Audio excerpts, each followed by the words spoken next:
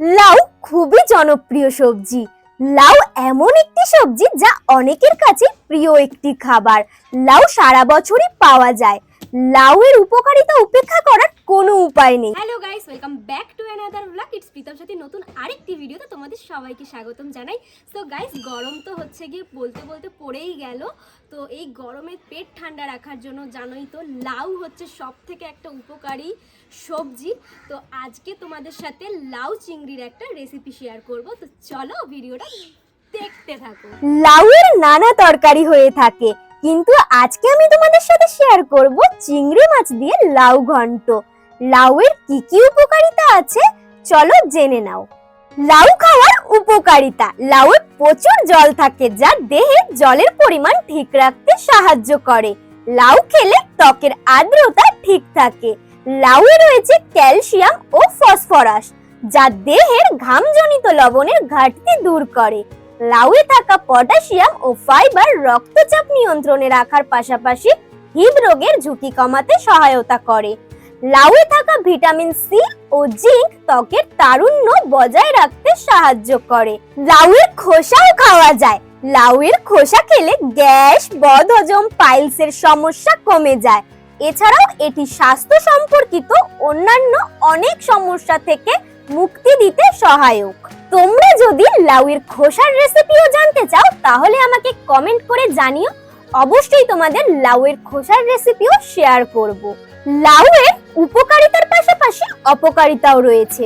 যাদের অ্যালার্জির সমস্যা রয়েছে তারা লাউ খাওয়ার ফলে অ্যালার্জি বেড়ে যেতে পারে, অথবা লাউ খাওয়ার ফলে যাদের অ্যালার্জি হওয়ার সম্ভাবনা থাকে তারা লাউ খাওয়ার থেকে দূরে থাকবে। ডায়াবেটিসের রোগীরা লাউ খাওয়ার পূর্বে ডাক্তারের সাথে পরামর্শ করা জরুরি। লাউ একটি পুষ্টিকর সবজি ঠিকই, তবে কোনো খাবারই অতিরিক্ত খেলে তার অপকারিতা হতে পারে। লাউও অতিরিক্ত খেলে অপকার করতে পারে, তবে লাউ খাওয়ার উপকারিতাই অনেক বেশি। লাউয়ে থাকা উপকারী উপাদান আয়রন, ভিটামিন ও পটাশিয়াম বাড়তি ওজন কমাতে সাহায্য করে। লাউ খেলে রাতে ভালো ঘুম হয়। লাউ খেলে পেট ঠান্ডা থাকে।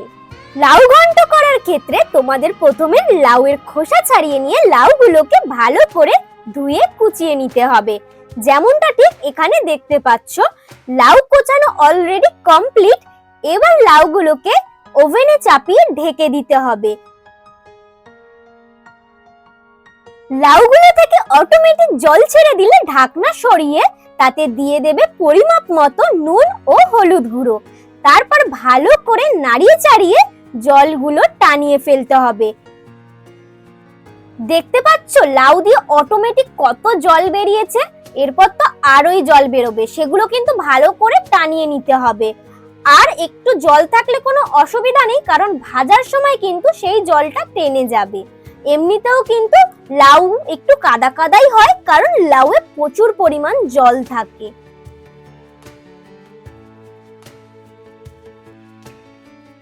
দেখতে পাচ্ছ লাউ দিয়ে কত জল বেরিয়েছে। এখনো কিন্তু লাউ দিয়ে জল টানানোর প্রসেস চলছে। অলরেডি লাউয়ের জলগুলো কিন্তু টেনে গেছে, আর সামান্য জল রয়েছে যেটা লাউগুলো ভাজার সময় টেনে নেবে।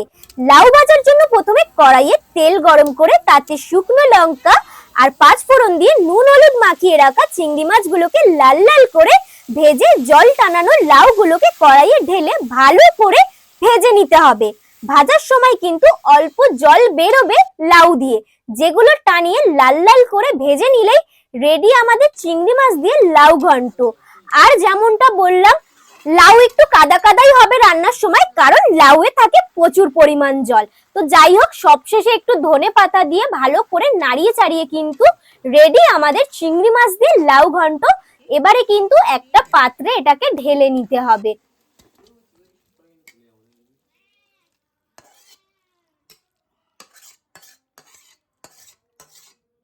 লাউ ঘন্ট তো রেডি হয়েই গেল।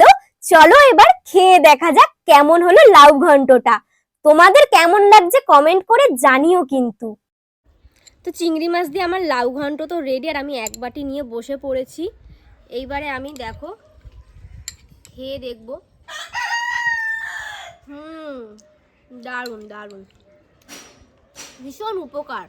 তোমরাও কিন্তু খেতে পারো রান্না করে। রেসিপি তো আমি শেয়ার করেই দিলাম। চলো আমি খাই, ভাত দিয়েও খেতে হবে। দেখা হবে আবার অন্য কোনো ভিডিওর সাথে। তো আজকের ভিডিওটা এই পর্যন্তই, টাটা।